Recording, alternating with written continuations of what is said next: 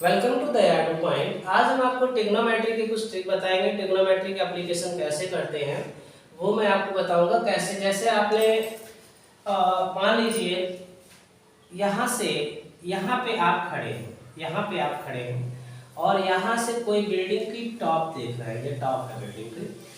तो आप इतने छोटे नहीं है, बट आपको एज ए पॉइंट गाइड किया जाता है जब भी कोई ऐसी बात है। और जब आप किसी बिल्डिंग के टॉप को देखते हैं, मान लीजिए ये यहाँ से आपने ऊपर की ओर नजर डाली ऐसे टॉप की तरफ, तो आपकी जो नजर गई यानी जो आपने गोली चलाई इधर आपने नजरों से, वो जो गोली गई है सीधे उसके टॉप पे पड़ी। तो आपकी जो आंखें हैं उससे जो एंगल बना ये थीटा, ये एंगल ऑफ एलिवेशन कहलाता है। क्या कहलाता है? Angle of elevation, angle of elevation कहलाता है।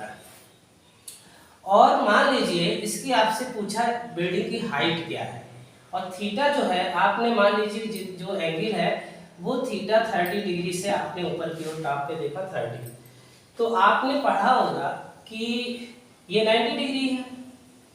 आपने पढ़ा होगा कि अगर हमें एंगल दिया हो और ये आपको पता है एंगल के सामने वाली जो साइड होती है, जो एंगल के सामने वाली साइड होती है वो परपेंडिकुलर होता है, यानी ये परपेंडिकुलर हो गया, ये बेस हो गया, ये हाइपोटेन्यूस हो गया, ये आपने पढ़ रखा।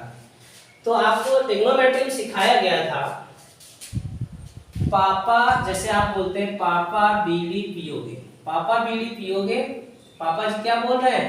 हाँ हाँ बेटे। तो आप देखिए यहाँ पर इसके बहुत से ट्रिक लोग बताते हैं। पंडित बद्री प्रसाद हर हर बोले, पंडित बद्री प्रसाद हर हर बोले। बहुत से लोग कहते हैं पाकिस्तान भूखा प्यासा हिंदुस्तान हरा भरा।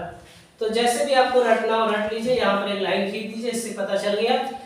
जैसे मैंने बोला पापा बीड़ी पियोगे, पापा बोले हाँ हाँ बेटा, तो यहाँ से मतलब जब पंडित जो पी है that is perpendicular upon hypotenuse, base upon hypotenuse and perpendicular upon base. तो आपको यहाँ पर हाइट पता करना है। हाइट का मतलब आपको क्या पता करना है? यानी परपेंडिकुलर पता करना है। तो यहाँ से पता कर लीजिए tan थीटा होता है। tan थीटा क्या होता है? Perpendicular upon base. हमने क्यों पता किया कि हम tan थीटा ही निकालना है? क्योंकि हमें पता है परपेंडिकुलर और बेस में जो रिलेशन होता है वो tan थीटा का होता है। So that is why tan 30 is equal to क्या हो गया? Perpendicular upon base. परपेंडिकुलर हमें पता नहीं है, यानी हमें हाइट पता नहीं है। और बेस मान लीजिए यहाँ से यहाँ तक की जो डिस्टेंस है, मान लीजिए यहाँ की डिस्टेंस 10 सेंटीमीटर दी है। 10 सेंटीमीटर बहुत कम होती है, 10 मीटर दी हुई है डिस्टेंस, किलोमीटर भी ले सकते हो नो डाउट। तो जितना भी दिया है मान लीजिए 10 मीटर है, तो h अपॉन 10 हो गया। सो that is by tan 30 value क्या होती है? 1/√3 इज इक्वल टू क्या हो गया? h upon 10। अब आप इसको सॉल्व करेंगे तो क्या होगा? 10 क्रॉस मल्टीप्लाई करेंगे यानी h√3 इक्वल टू क्या हो गया? 10। सो दैट इज बाई √3 उधर भेजेंगे तो h इक्वल टू हो जाएगा 10/√3।